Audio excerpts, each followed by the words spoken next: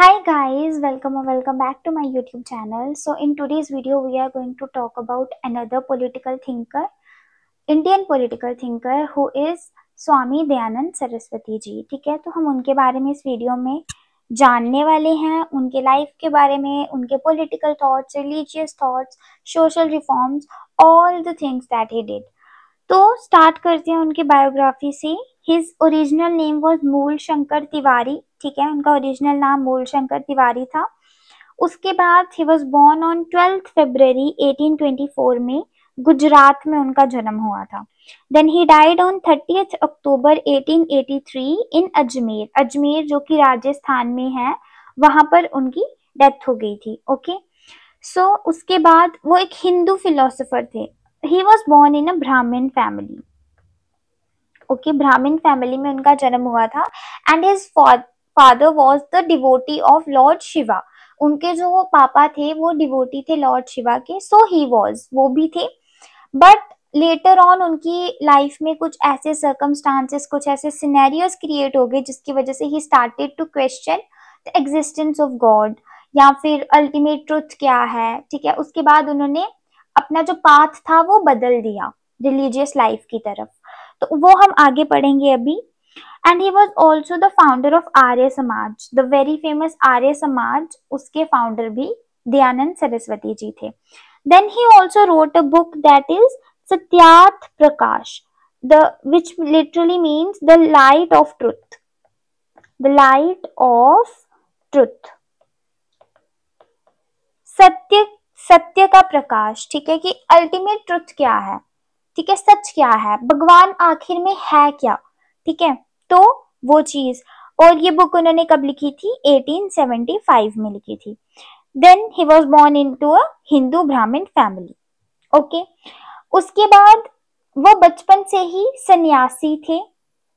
ठीक है, उनको सन्यास वगैरह करना, ये सब करना उनको बहुत ज्यादा पसंद था. He was into God from the very childhood. वो भगवान वाली साइड बहुत ज्यादा ध्यान देते थे बचपन से ही. ठीक है, उसके बाद इनफेलिबल अथॉरिटी ऑफ वेदास. ठीक है, तो वो क्या कहते थे कि जो अल्टीमेट अथॉरिटी है, जो अल्टीमेट जो सच है रिलीजन को लेके, वो किस में लिखा गया है? वेदास में लिखा गया है, जो कि पूरा है. मतलब उसको आप कहीं और डिवाइड नहीं कर सकते हो. ठीक है, जैसे ये धर्मशास्त्रास वगैरह या बाकी चीजें लिखी गई हैं, तो you can not counter the Vedas. मतलब कि जो वेदास है वही है, वो अपने आप में ही पूरे हैं. And you have to read only Vedas. और जो बाकी जो चीजें लिखी गई हैं later on, they are not based on Hinduism. वो हिंदुइज्म के रिलेटेड नहीं है. तो असली हिंदू कौन है? जो वेदास पढ़ता है. ठीक है, उसके बाद doctrine of Karma and re incarnation. तो वो किस पे बिलीव करते थे? कर्मा पे, कि जो आप कर्म करोगे, जो आप काम कर रहे हो, उसका अगर आप अच्छा काम कर रहे हो you will get good results, अगर आप बुरा काम कर रहे हो you will get the bad results. तो वो कर्मा पे बिलीव करते थे. और री incarnation which means rebirth. Okay, it means rebirth, कि जो इंसान दुनिया से जाता है उसका रीबर्थ होता है. और अगर आपको मुक्ति चाहिए यू हैव टू डू, आपको संन्यास करना पड़ेगा. You have to do stuff like that. आपको भगवान के पास अगर पहुंचना है तो आपको सन्यासी बनना पड़ेगा, आपको पूजा पाठ करना पड़ेगा, ध्यान करना पड़ेगा. तो वो उस चीज पे बिलीव रखते थे, रीबर्थ पे वो बिलीव रखते थे. देन वैदिक आइडियाज, ब्रह्मचार्य को उन्होंने प्रमोट किया. ठीक है, कि ब्रह्मचार्य जो वेदास में लिखा गया है कि इंसान को शादी नहीं करनी चाहिए. ठीक है, अपने आप पे काम करना चाहिए. तो वो ब्रह्मचार्य को उन्होंने प्रमोट किया. देन सेलिबेसी, की मतलब त्याग दो, हर चीज त्याग देना, मतलब वो माया से दूर चले जाना. डिवोशन, अपने आप को भगवान को सौंप देना. ठीक है, पूरा का पूरा ध्यान भगवान पे ही लगाना, पूरे पूरे दिन, पूरे पूरे मतलब और किसी काम पे नहीं है. जैसे जो दुनिया में काम काज चल रहे हैं ना, उनको त्याग के डिवोशन वाली तरफ चले जाओ, डिवोशन टू गॉड. तो ये उनके कुछ बिलीव्स थे. और उनके बारे में था कि वो कौन थे. ठीक है, आपको थोड़ा बहुत समझ आ गया होगा कि वो सन्यासी टाइप है। हम जो राजा राम मोहन रॉय के बारे में हमने पढ़ा था, he was a philosopher, he was a religious reformer, but he was not a सन्यासी। वो एक सन्यासी नहीं थे। बट यहाँ पर ये ज्यादा मेन फोकस अपना गॉड वाली साइड कर रहे हैं, ठीक है, धर्म वाली साइड कर रहे हैं, हिंदुइज्म वाली साइड कर रहे हैं। तो थोड़ा सा डिफरेंस है। ये भी राजा राम मोहन की तरह ही है, रिलीजियस रिफॉर्म्स ये भी चाहते थे, ठीक है, हर एक चीज जो राजा राम मोहन रॉय करना चाहते थे वो ये भी करना चाहते थे। But he was majorly focusing on only Hinduism, ठीक है, सिर्फ वेदास पे। तो ये था स्वामी दयानंद सरस्वती के बारे में। उसके बाद यहाँ पर देखो, इनके जो फादर थे वो फॉलोअर थे शिवा के, सो वॉज ही, वो भी उनके फॉलोअर थे। देन क्या हुआ कि उनकी जो यंग सिस्टर थी ना, उनसे छोटी बहन, और जो उनके एक अंकल थे, इन दोनों की डेथ हो जाती है। They both were very close to his heart and now when they die, तो उनको बहुत ही गहरा सदमा लगता है, ठीक है। तो वो क्या कहते हैं कि जो बर्थ है और जो डेथ है ये क्यों होती है, ठीक है, कि इसके बारे में उनको अब क्यूरियोसिटी बढ़ गई कि मुझे पता चले कि ऐसा क्यों हुआ मेरे साथ। मैं तो लॉर्ड शिवा की पूजा करता था, या फिर उन्होंने सोचा कि मैं इतना भगवान को मानता हूँ तो मेरे साथ इतना बुरा क्यों हुआ। Now he wants to find the truth कि क्यों होती है डेथ, ठीक है, बर्थ क्यों होता है इंसान का, डेथ क्यों होती है, डेथ के बाद क्या होती है, उनको ये सब चीजें जाननी थी। तो वो क्या करते हैं, उनकी मैरिज वगैरह वाली साइड उनको कोई इंटरेस्ट नहीं था, तो वो क्या करते हैं, उनको पता था कि अगर वो घर पे रहेंगे then his parents will force him to get married, ठीक है, अपनी लाइफ बनाने के लिए। तो वो क्या करते हैं, वो घर छोड़ के भाग जाते हैं इन 1846 में ही लीव्स होम, ठीक है। उसके बाद अगले कुछ सालों तक फ्रॉम 45 टू टिल 69, ठीक है। तो इन दिनों में वो क्या करते हैं, वो वॉन्डरिंग एस्थेटिक, मतलब कि वो घूमते हैं, मतलब कि वॉन्डर करते हैं, जैसे होती है ना कि भिक्षु भिक्षु होते हैं जो भीख मांग के भगवान, जिन्होंने अब खुद को भगवान को सौंप दिया होता है, और वो भीख मांग के अपना गुजारा करते हैं और वो बस चलते जाते हैं, ठीक है। They don't have a permanent settlement और परमानेंट होम। तो वो क्या करते हैं, वो घूमते जाते हैं। तो वही वो भी बन गए थे, वो एक भिक्षु बन गए थे, एक वॉन्डरिंग एस्थेटिक। देन उसके बाद सर्चिंग फॉर रिलीजियस ट्रुथ, वो रिलीजियस ट्रुथ को ढूंढना चाहते थे कि जो धर्म है उसका अल्टीमेट ट्रुथ क्या है, सच्चाई क्या है इस चीज की। देन उन्होंने माउंटेन्स में रहे, वो हिमालयाज में, ठीक है, हिमालयाज में रहे, जहां पर उन्होंने योगा सीखी, ठीक है। वहां पे उन्होंने काफी ज्यादा योगा किया, ठीक है, जिसकी वजह से उनका जो मन था वो और शीतल और साफ, थोड़ा उनको इनर सेल्फ उन्होंने ढूंढी, और उनको थोड़ा इस चीज का रियलाइजेशन होना या एनलाइटनमेंट होना, वो चीजें उनको होना स्टार्ट हो गई। After that he met a teacher, वो अपने गुरुजी से मिलते हैं जिनका नाम है विराजनंद धनधीश, ठीक है, ये उनके गुरु थे, इनसे वो मिलते हैं। तो ये क्या कहते हैं, इनके जो गुरुजी थे उनका क्या मानना था कि जो हमारा हिंदुइज्म है ना, वो अपने हिस्टोरिकल रूट से डाइवर्ट हो गया है। मतलब कि जो हिस्ट्री में हमारा हिंदुइज्म था ना, वो अब वैसा नहीं रहा है, उसमें बहुत सारे चेंजेस आ गए हैं, बहुत सारे लोगों ने उसमें अपनी अपने रूल्स डाल दिए हैं, अपने रेगुलेशंस डाल दिए हैं।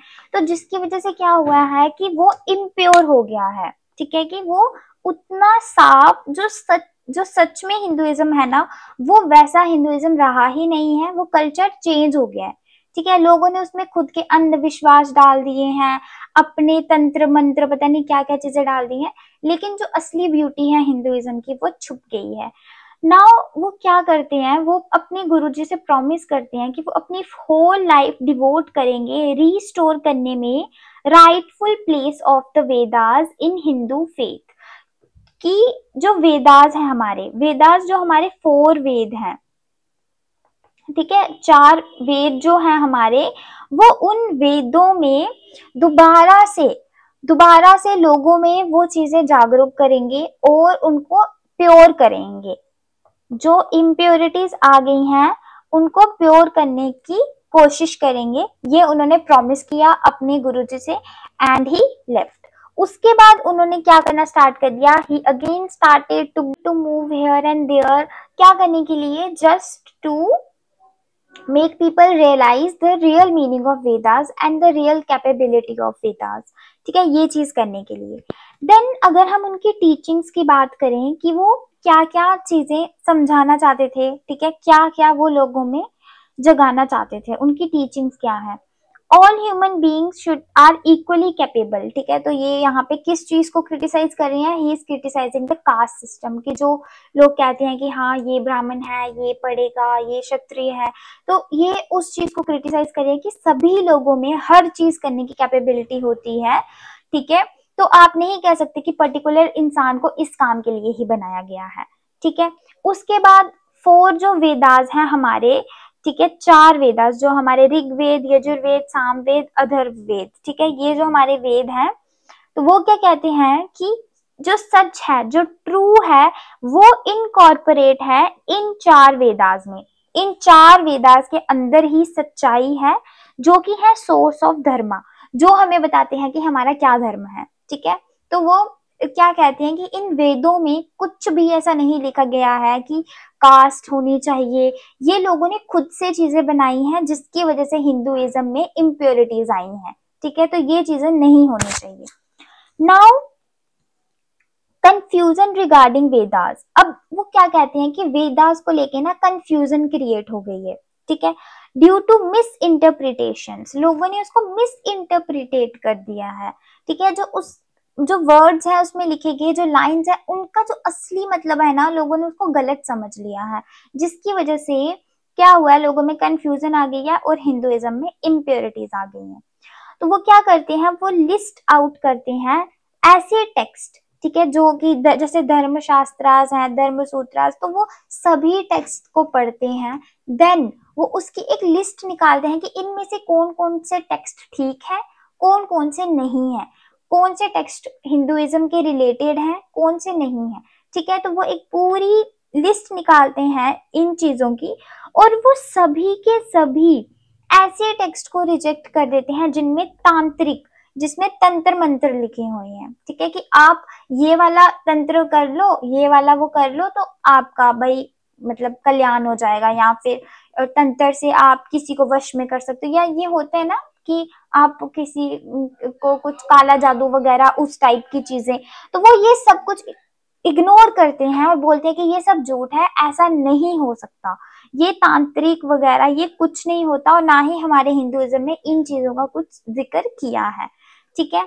उसके बाद वो क्या कहते हैं कि 2 तरीके के हिंदूज होते हैं, एक होते हैं आर्यंस और एक होते हैं सनातनी। अब आर्यंस कौन होते हैं और सनातनीज कौन होते हैं, तो वो कहते हैं कि आर्यंस होते हैं जो क्या करते हैं, जो सिर्फ और सिर्फ वेदास पे विश्वास करते हैं, ठीक है, सिर्फ वेदास हैं और कुछ नहीं है, तो वो कौन है, वो है आर्यंस, ठीक है। और ऐसे लोग जो वेदास के साथ साथ उपनिषद, पुराण, आर्यन काज, देन सूत्रास, ये जितनी भी बुक्स लिखी गई हैं, ठीक है, कि इनको वो वेदास का पार्ट नहीं मानते थे, ठीक है, दयानंद सरस्वती कहते थे कि ये वेदास का पार्ट नहीं है, ये लोगों ने खुद से बुक्स लिखी हैं, तो इनको वेद मत बोलो। तो ये वाले जो बुक्स हैं जो इन सभी को मानते हैं, तो उनको क्या बोला गया, उनको बोला गया सनातनी हिंदू, ठीक है। तो जो हमारे दयानंद सरस्वती है वो किसको प्रमोट करना चाहते हैं, इन आर्यंस को, कि जो आर्यंस हैं वो असली हिंदू हैं, और ये जो सनातनीज है ना, ये असली हिंदुइज्म को फॉलो नहीं कर रहे हैं, ये इम्प्योरिटीज को भी फॉलो कर रहे हैं, so they can not be regarded as original Hindus, ठीक है। तो वो क्या 2 डेफिनेशंस देते हैं, एक आर्यंस की और एक सनातनीज की, and he promotes this one, वो कहते हैं कि ये वाला सही है। Now his book Satyarth Prakash, तो इस बुक में उन्होंने अपनी पूरी डिटेल में अच्छे से हर चीज समझाई है, तो हम इस बुक का जरिया लेके उनके थॉट्स के बारे में समझेंगे, ठीक है। तो ये जो पोर्शन है यहाँ से हमारा पॉलिटिकल थॉट या religious thought, what ever you can say, वो स्टार्ट हो जाता है। तो वो सबसे पहले क्या बोलते हैं, कास्टलेस और क्लासलेस सोसाइटी होनी चाहिए, ठीक है, राजा राम मोहन रॉय की तरह उन्होंने भी यही चीज बोली थी। Then one religion for all, Aryan religion, वो क्या कहते हैं कि एक ही रिलीजन होना चाहिए, आर्यन रिलीजन, और ये आर्यन रिलीजन क्या करेगा, वेदास के अकॉर्डिंग चलेगा, जो चीजें वेदास में लिखी गई हैं उनको फॉलो करेगा, ठीक है।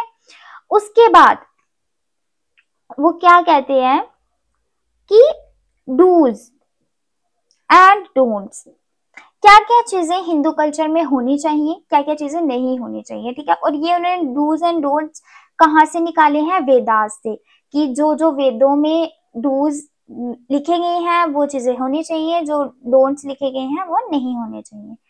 तो डूज में क्या क्या आ जाता है, ठीक है।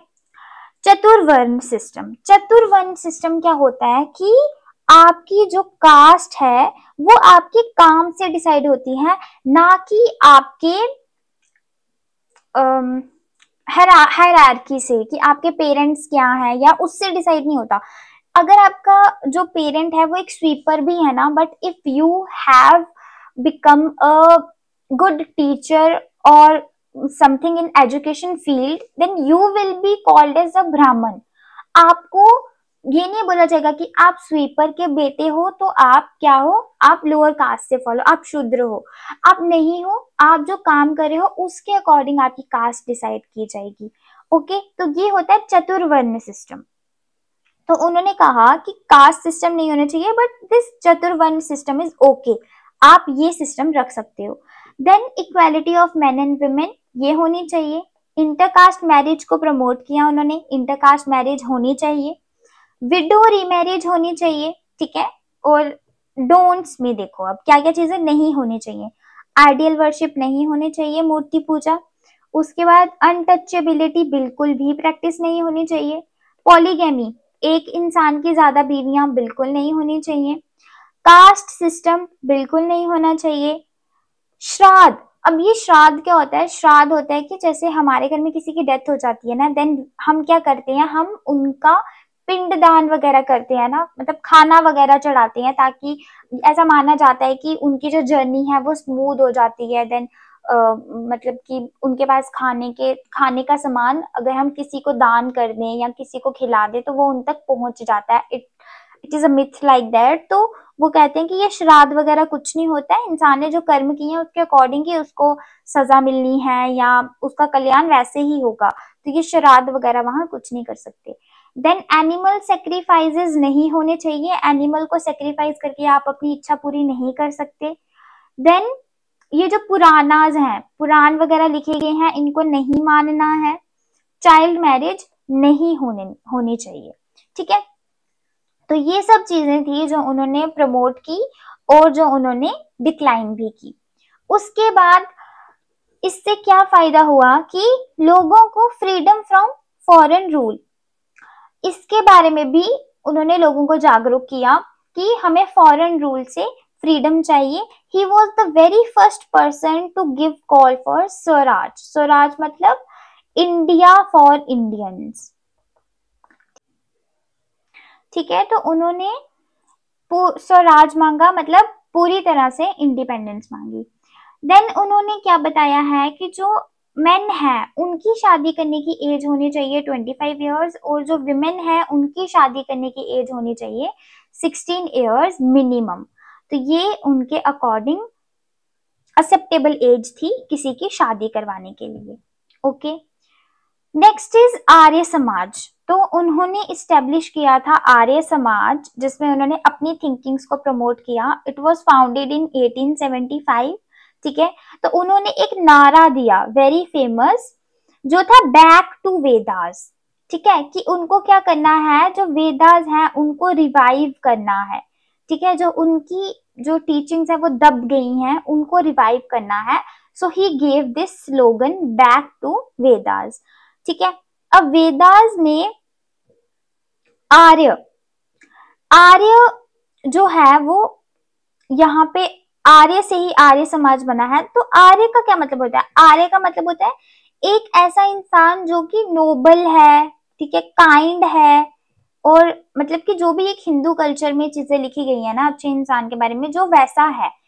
तो वो आर्य समाज का असली मतलब क्या है? Society of nobles. समाज मतलब सोसाइटी, आर्य मतलब noble man, Arya Samaj means society of nobles की, नोबल इंसानों की एक society.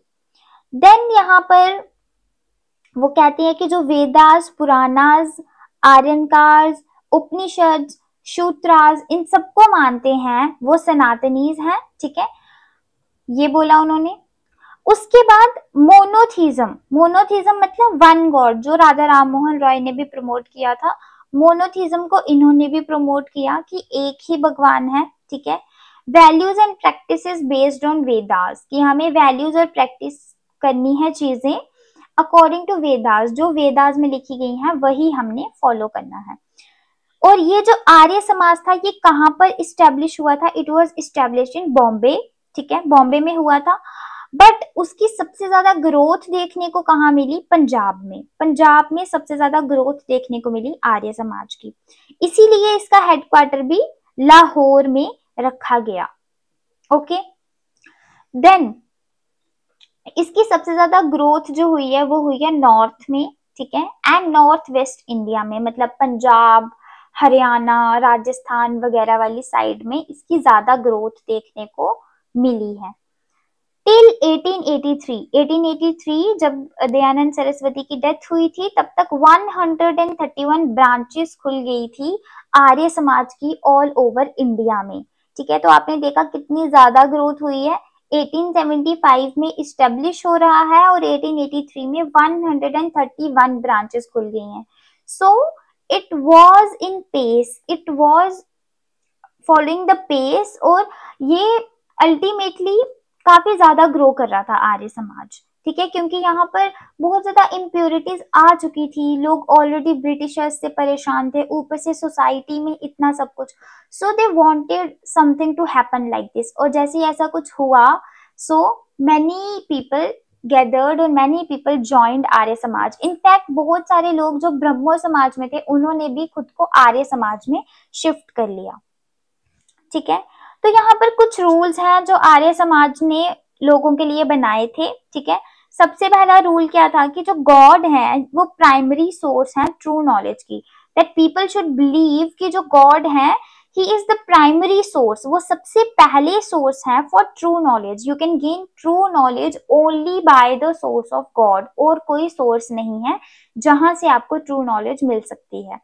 Then he says god is formless, omnipotent, immortal, eternal, holy and creator of God, ठीक है। तो वो क्या कहती हैं कि भगवान जो है वो उनकी कोई शक्ल नहीं है, वो हर जगह प्रेजेंट है, वो अमर है, उसके बाद वो इटर्नल है, मतलब कि वो हर जगह है, वो कहीं हम उनको कोई डेफिनेशन नहीं दे सकते कि ये भगवान ऐसे ऐसे ऐसे है, you can't define the God. उसके बाद वो कहते हैं कि वो ही क्रिएटर है यूनिवर्स के, जो यूनिवर्स है वो भगवान ने ही बनाया है। देन वेदास जो है वो स्क्रिप्चर्स है ऑफ ट्रू नॉलेज, हमें ट्रू नॉलेज कहाँ से मिल सकती है? वेदास से मिल सकती है।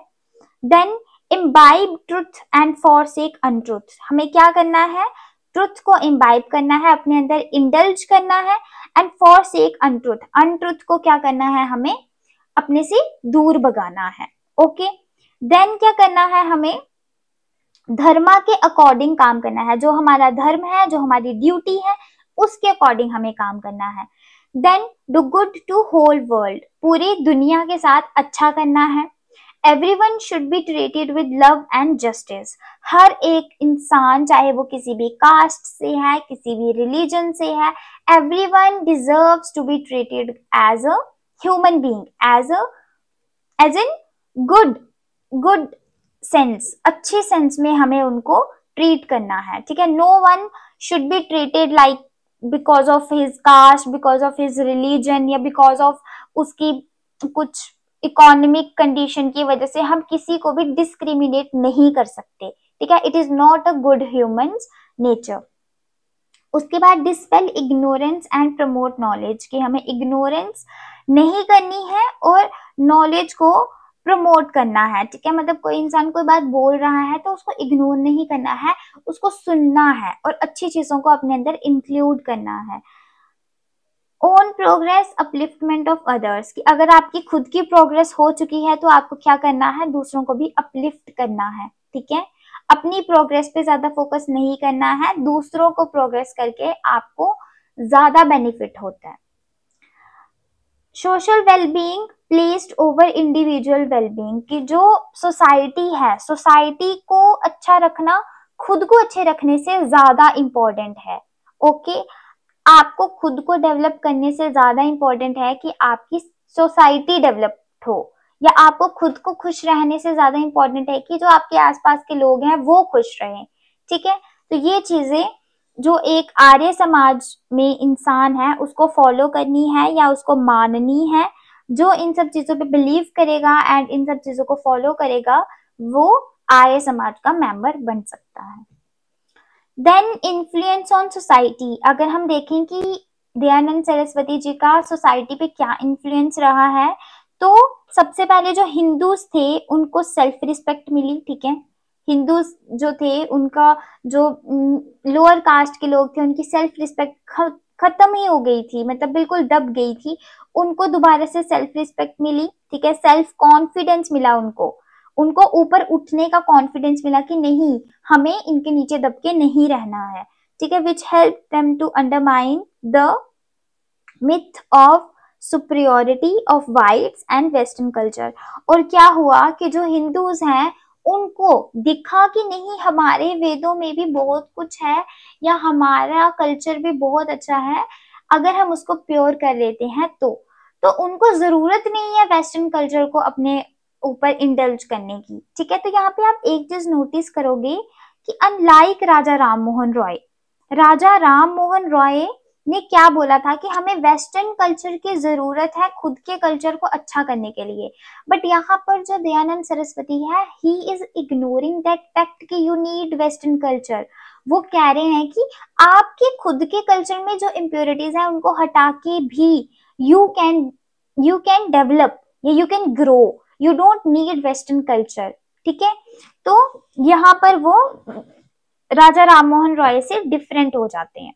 उसके बाद help people in natural crisis and disasters, ठीक है। उन्होंने नेचुरल क्राइसिस, फ्लड्स, अर्थक्वेक वगैरह जब आते थे तो सबसे पहले आर्य समाज वाले ही आगे होते थे।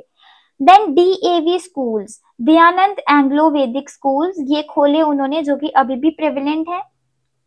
उसके बाद protected Hindu society from onslaught of Christianity and Islam. तो क्या होता था कि जब हिंदुइज्म में इम्प्योरिटीज की वजह से लोगों को टॉर्चर किया जाता था, ठीक है, स्पेशली लो कास्ट वाले लोगों को टॉर्चर किया जाता था, तो तब क्या करते थे जो क्रिश्चियंस थे और जो मुस्लिम्स थे, दे उनको मौका मिलता था कि वो क्या करें, लोगों को अपने रिलीजन में कन्वर्ट कर दे। कुछ को वो फोर्सफुली कर लेते थे, मतलब भड़का वगैरह करके, और कुछ लोग जो थे वो खुद से ही हो जाते थे कि हम ये सब नहीं सहन कर सकते। सेल्फ रिस्पेक्ट तो सबको प्यारी है ना, अगर कोई इंसान किसी इंसान को नीचा दिखा रहा है तो क्यों रहेगा वो इंसान उस सोसाइटी में, या वो क्यों खुद को हिंदू बोलेगा। तो वो क्या करते थे, वो अपना रिलीजन चेंज कर लेते थे ड्यू टू द फैक्ट कि उनकी self respect was not considered. Okay, तो उसके बाद उन्होंने क्या किया, जब उनको ये चीजें पता चली, ही स्टार्टेड द शुद्धि। उन्होंने शुद्धि स्टार्ट की। शुद्धि मतलब कि रिकवर करना, जो लोग कन्वर्ट हो गए हैं हिंदुइज्म से किसी और रिलीजन में, ठीक है, तो उनको बैक टू इट, उनको दोबारा से हिंदुइज्म में कन्वर्ट करना। तो इस प्रोसेस को उन्होंने नाम क्या दिया, शुद्धि। उसके बाद असैसिनेशन, ठीक है, उनकी डेथ कैसे हुई, तो 1883 में ही डाइड, ठीक है। उन पे ऑलरेडी बहुत ज्यादा मल्टीपल असैसिनेशन के अटेम्प्ट्स हो चुके थे इससे पहले, ठीक है। People tried to kill him but they were not successful. So once in 1883 when he was staying at someone's home, what happened कि उनका जो दास था या नौकर था वो उनके लिए कुछ दूध वगैरह लेके आया जिसमें कांच के टुकड़े पीस कर डाले गए थे। तो वो पीने के बाद उनकी डेथ हो गई, मतलब वो बीमार हो गए, देन अल्टीमेटली ही डाइड। तो तो उनकी जो डेथ है वो डेथ ऐसे ही नहीं हुई है, इट इज असेसिनेशन। ठीक है, उनको मारा गया था क्योंकि जब ये सब चीजें वो कर रहे थे तो देवर मैनी पीपल जिनको प्रॉब्लम थी इस चीज से। ठीक है, क्योंकि वो सीधा सीधा वार कर रहे थे जो हिंदू के, मतलब बैड, जो उनका बैड फेज है, बैड फेस है, ठीक है, बैक साइड पे। तो जब लोगों को ये चीजें पता चली तो they could not tolerate this and उन्होंने उनको खत्म कर दिया। उसके बाद आर्य समाज को कैरी फॉरवर्ड किया लाला हंसराज ने। ठीक है, उसके बाद लाला लाजपत राय ने, स्वामी श्रद्धानंद श्रद्धानंद लाजपत राय एंड हंसराज, ये 3 लोग थे जिन्होंने आर्य समाज को कैरी फॉरवर्ड किया उनकी डेथ के बाद। ठीक है, so this was all about Dayanand Saraswati ji. And if you want to write the conclusion, so you can write this one. It is a very beautiful conclusion जिसमें क्या लिखा है कि वो एक विजनरी थे, ठीक है, जिन्होंने बिना किसी डर के चैलेंज किए सारे सोशल और रिलीजियस नॉर्म्स। ठीक है, being a Hindu, the very big thing is he was a Hindu, and Hindu होने के बाद उन्होंने हिंदुइज्म में कमियां निकाली, which is a very big thing in itself. तो ये चीज बहुत ही कम देखने को मिलती है कि कोई किसी रिलीजन का होके खुद के ही रिलीजन को की बुराई कर रहा है। तो उन्होंने बुराई किस लिए की, ताकि वो उसको और ज्यादा सुंदर और ज्यादा अच्छा बना सके। लेकिन कुछ लोगों से ये चीज नहीं बर्दाश्त हुई जिन्होंने उनको खत्म कर दिया। बट उनको पता था अगर वो ये चीज करेंगे that then half of the world is going to be against him, but still he continued this. तो ये चीज जो है ये बहुत ही ज्यादा फेयरलेसली की है उन्होंने। उन्होंने अपनी जान तक की परवाह नहीं की इस चीज में। उसके बाद ये सारे रिफॉर्म्स रीडिफाइन किया उन्होंने जो हिंदुइज्म को। ठीक है, उनका रैशनल वे था, इंक्लूसिव वे था। ठीक है, सभी लोगों को साथ में लेके चलना, वो सब चीजें उन्होंने यहाँ पर सामने लाई थी। ठीक है, तो उसके बाद he not only transformed society but also encouraged generations to strive for equality, knowledge and national pride। उन्होंने सिर्फ ट्रांसफॉर्म नहीं की है सोसाइटी, बट उन्होंने लोगों में ये जुनून पैदा किया है, ये जज्बा पैदा किया है कि आप लोग फ्यूचर में भी इक्वालिटी के लिए, नॉलेज के लिए और नेशनल प्राइड के लिए लड़ोगे। ठीक है, तो आज भी जो लोग रिजर्वेशन के लिए लड़ रहे हैं या जो लोग आगे आ रहे हैं, तो यहाँ पर उनको हिम्मत कहीं ना कहीं दयानंद सरस्वती जी से ही मिली है, क्योंकि स्टार्टिंग उन्होंने ही की थी। बाद में अब तो कोई भी इंसान ये चीजें टॉलरेट नहीं करेगा, लेकिन उस टाइम पे जब whole the society was into, जो जकड़ी हुई थी उन सोशल नॉर्म्स में, उसमें से बाहर निकल के उसमें लोगों को क्रिटिसाइज करना, उनको समझाना, जो चीज वो बिल्कुल नहीं समझना चाहते, वो बहुत ही ज्यादा टफ होता है। बट ही डिड दैट, तो इसीलिए उनको हम ग्रेट पर्सनैलिटी बोलते हैं। He was a very great personality. ठीक है, so this was it for today's video guys. I hope you liked this video. If you liked it and if it was helpful to you, then do give it a thumbs up, leave a beautiful comment below and subscribe to my channel. I will see you soon in my next video. Till then, take care, stay happy, stay blessed and keep studying.